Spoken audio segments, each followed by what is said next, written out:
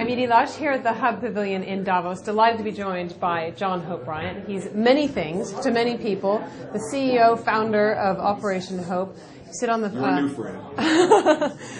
You're a young YGL here at the World Economic Forum. You're many things. You're an author of a new book about love leadership. Tell me first of all why you're in Davos. Because I want to do something. The Bible suggests to be hot or be cold, but if you're lukewarm, I'll spat you out. So even God did not like mediocrity. So I think that you've got to be about something. You can't just be a PhD. You got to be a PhD too. And so in this time in our world's history, we need leadership. And we can't just keep moaning about how bad things are.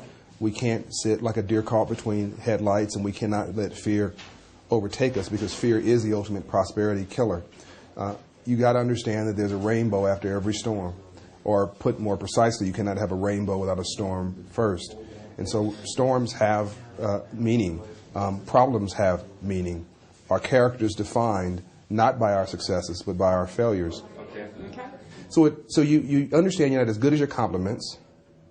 You're not as bad as your criticisms. Mm-hmm. You remove the BS in your life, and so loss strips away the veneer of your perfection.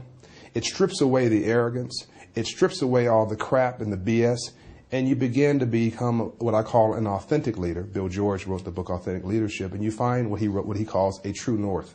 Bill George is a forward in my book, and when you do that, people see you.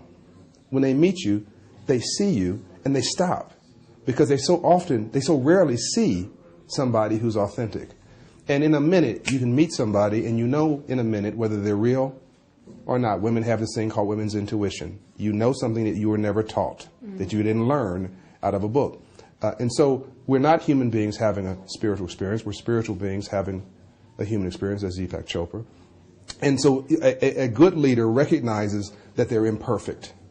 A great leader says that they actually champion the fact that they have imperfections. The way you can relate to your constituency, your clients, your customers, those of you who want to serve, is by speaking to and understanding and relating to their pain.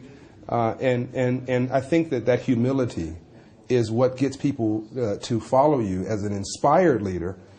Jesus Christ, Martin Luther King Jr., Nelson Mandela, Mother Teresa, et cetera, Andrew Young, my mentor, were inspired leaders. Dr. King, you follow them because you felt them. Mm-hmm. Do you think that's the kind of leader that we see in business? Because your book talks a lot about love leadership, and that you can do, both things. You can be kind as well as lead at the same time. Do you think we see that in business enough? I think that you see more managers than leaders. A manager tends to be in the no business. Basically, the manager's view is, my answer is no, because I may get fired if I say yes to the wrong thing. Where a leader says, I'm in the yes business. I'm in the what I'm for business, not what I'm against business. You've got to have a certain level of self-esteem, a certain level of self-love, a certain level of comfort with who you are, a certain desire to make a difference in the world, even if it costs you something, a desire to be respected more than liked. And I think that a person who wants to be liked more than respected, a person who wants to be feared more than admired, a person who wants short-term gain versus a long-term interest, the person who says, it's about me and what do I get, it will get there 15 minutes, but you won't have 15 years. Mm-hmm. And we do have a lot of those leaders in the world today. That's part of the reason that we're in a global crisis, which I call a reset, by the way, and not a recession, because it's a crisis of virtues and values. Everybody you admire, everyone you admire, if you look at it, practices the love leadership philosophy. Mm-hmm. Oprah Winfrey, Bill Clinton, Quincy Jones, Bill Gates, Warren Buffett, Ted Turner. That doesn't mean we are the world, we are the future. It means that they woke up with a power of the idea. I've got an idea. Whoever founded Capital University, I've got an idea. Mm-hmm. You told me about your passions. You have an idea.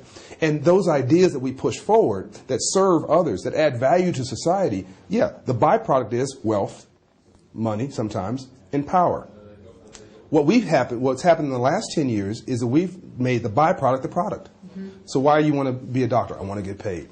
Why are you in business? I want to make money. Why are you doing anything? The answer to everybody these days is, I want to make money. That's not the answer. Mm-hmm. And when you make the byproduct the product, you lose. You win short term, but you lose. When you're a repressive manager, you win in the short term, but you lose because your employees now want to sabotage you. Your employees don't want you to win. They're going to give you minimum compliance. And when you leave, they're going to undercut you. But if I inspire you, if I convince you I'm concerned about you, tell me about your children. How are you doing? Oh my God, you had a death in the family. What day is the funeral? Let us send some flowers. You've been working really a long time. Why don't you take a day off? And so on and so forth. You begin to say, wow, this guy really cares about me.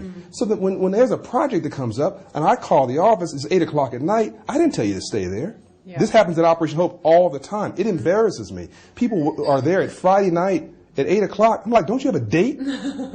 But they are vested. It's not my mission anymore. It's ours.